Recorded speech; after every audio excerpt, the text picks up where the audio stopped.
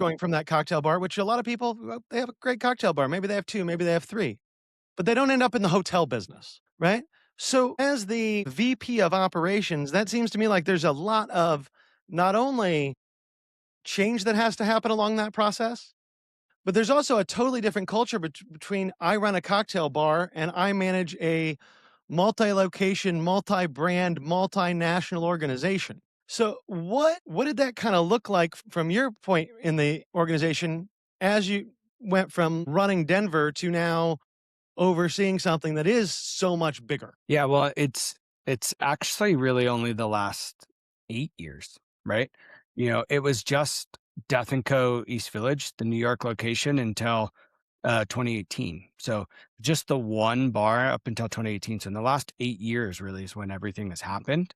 And that's actually really at the heart of why I joined the company.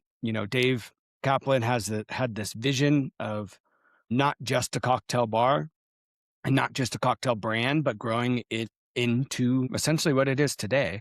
I believed not only in his vision, but that's exactly what I was looking for. I wanted the opportunity to work, like you said, in something so multi-dimensional, multi-brand, hotels internationally. And yeah, that's what drew me to it. But it was also Dave himself and the way in which he wanted to approach it and how he approaches things in general. But so to get more to the point of your question, opening Denver Death& Co. was a strategic move for the company. It wasn't just, hey, let's open our second cocktail bar, right?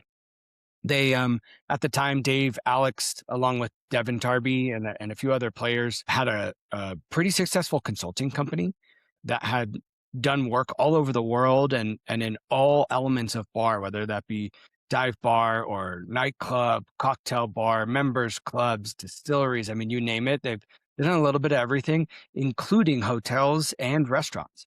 So it was sort of an opportunity in Denver that came to them. Ryan Diggins, the owner of the Rambo Hotel, actually pursued Death& Co. and said, "Hey, I want what y'all do in my hotel." And Dave saw the opportunity to say, "Okay, this hotel has a cafe, it has like a main lobby bar, it has a cute little mezzanine, sort of intimate cocktail space, has a rooftop garden." It's going to do large scale events, weddings, corporate stuff, meetings, parties, and in room dining. So you kind of take all of that, and it was an opportunity for Death& Co. to say, "Look, we have the ability to do all of these things, not just a small 50-seat high-end cocktail bar. We've got the experience to say, hey, we're a cocktail brand that does more than just this." Sort of in that second opportunity to open and be a bit more public. From there, we also got, sort of introduced to hotels. We were, while we lease the spaces, we are the F&B face in all of the outlets, except one, actually. There is one independent outlet for the hotel. So we operate not necessarily independently. We are very much partners of the Ramble Hotel, and all of their guests interface with us the same way they interface with them. And so we got to learn all about hotels and how to operate F&B in hotels through Death& Co. number 2, if you will. And so that's when it was like, this is really cool. And there's a huge opportunity here, not just for the brand, but, for the business as well. Hotels are a big money game versus, your standalone bar or restaurant. And that's kind of what led us down that path. So, many years later, here we are, and the property in Savannah that we have now is actually in partnership with Ryan Diggins, the same gentleman who owns the Ramble. So, Midnight Artour, our hotel brand, is a conglomerate of both Gin and Luck and Ryan Diggins.